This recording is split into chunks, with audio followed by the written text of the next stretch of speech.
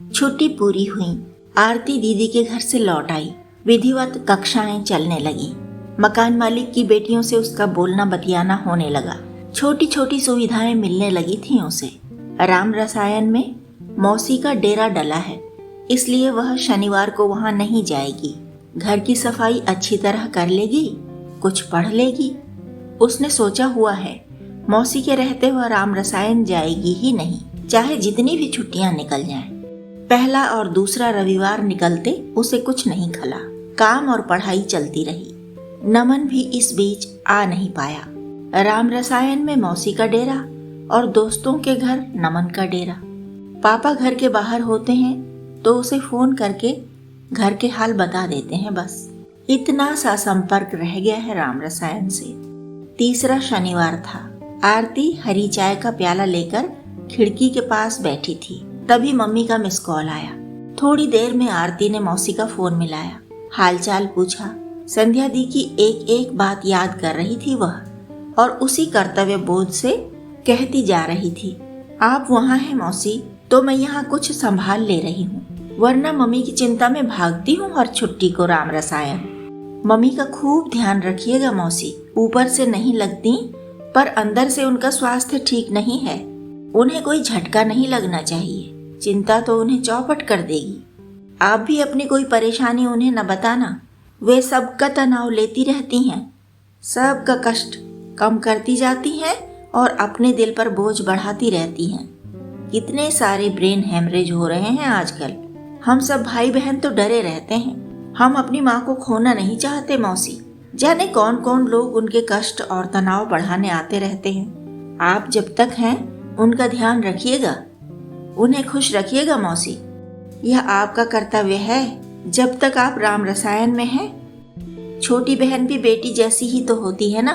हम तीनों बहनें चाहती हैं कि जैसे हम अपनी माँ का ध्यान रखती हैं, उन्हें सुविधाएं देती हैं, आराम देती हैं, वैसे ही आप भी उनका ध्यान रखें, उन्हें आराम दें, शांति दें, सुकून दें। उनके आगे दुनिया के दुखड़े मत सुनाइएगा मौसी।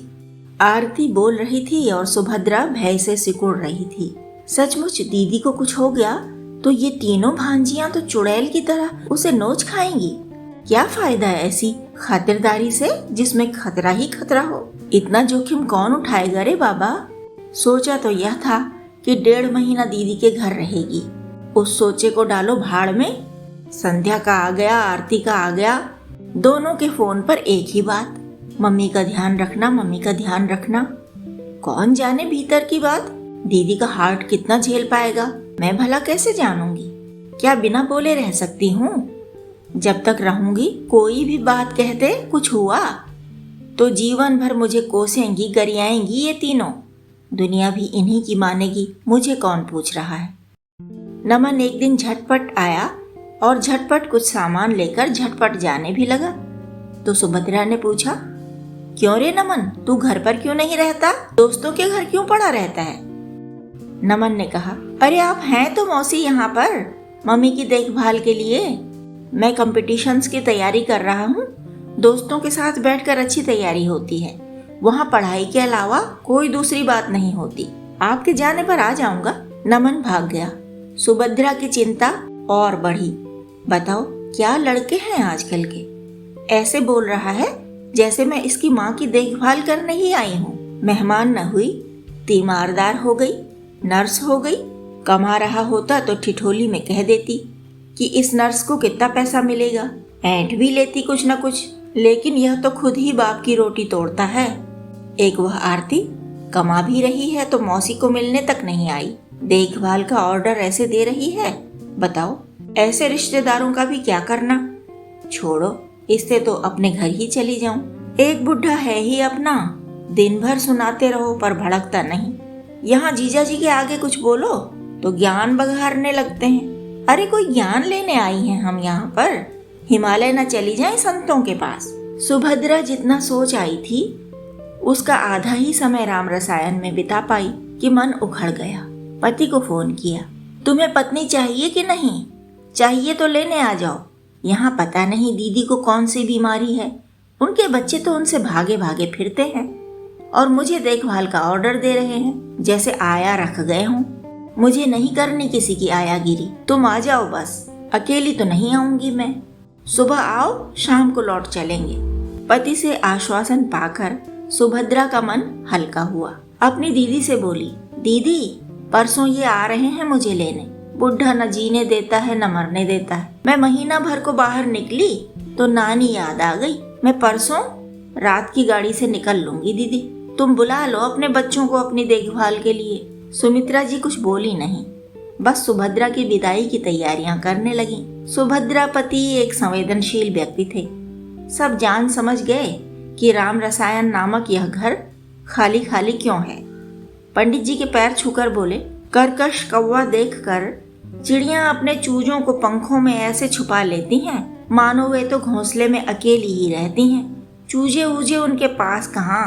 पंडित जी कहानी समझ गए और मुस्कुरा कर बोले, बंधु इतना गहरा ज्ञान विज्ञान मैं नहीं जानता, लेकिन हे जंतु शास्त्री मेरा प्रणाम स्वीकार करो और हो सके तो 1-2 दिन रुक जाओ, चिड़ियाघर घूम आएंगे। चिड़ियाघर फिर कभी घूम लेने की बात हुई। कई घंटे की आत्मीय गपशप हुई। सुमित्रा जी बहन को मॉल घुमाने ले गईं। उसकी मनपसंद साड़ी दिलाई, चाट खिलाई और रात की ट्रेन से कर दी उसकी विदाई। मौसी के बाहर निकलते ही नमन घर में पसर गया। हीरा ने उसे मैसेज कर दिया था कि वह अब आ सकता है। नमन ने अपनी एक पुरानी शर्ट तुरंत हीरा को इनाम में दी। पंडित जी और हीरा खूब देर तक हंसते रहे। नमन ने बारी बारी से बहनों को यह सुखद सूचना दी कि मौसी नामक बला टल गई है। खूब देर तक हंसने हंसाने का यह कार्यक्रम चलता रहा। तो सुमित्रा जी बोली, बताओ मेरी बहन न हुई, कोई खलनायिका हो गई जैसे। बहुत बुरे हो तुम लोग। पंडित जी हंसने लगे, बोले, खलनायिका वह तुम्हारे लिए ही थी, सबको चिंता तुम्हारी ही रहती थी। पूजा संध्या के घर वह कभी जाएगी नहीं। बेटियों के घर जाना उसे बड़ा भारी का बंधन लगता है। आरती के पास नौकरी का बहाना है और नमन के पास नौकरी ढूंढने का। अपने पास भी बहाने ही बहाने हैं।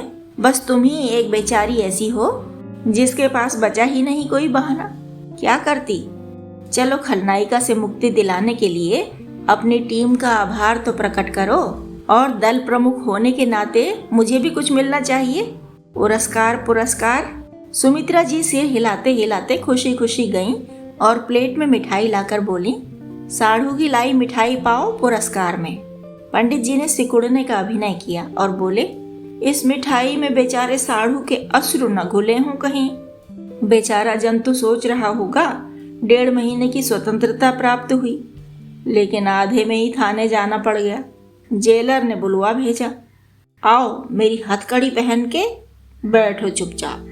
सुमित्रा जी ने कहा, अब तो चहक रहे हो, लेकिन साली घर में 3 सप्ताह रह गई, तब क्यों चुप्पी साधे रहे थे। वह कुछ बोलती भी तो इतना गंभीर बनकर उससे बात करते कि बेचारी की तो सांस ही अटक जाती होगी। इसीलिए न बचती फिरती थी। हॉल में आकर वह तभी बैठती थी जब इस घर के मुखिया बाहर होते थे।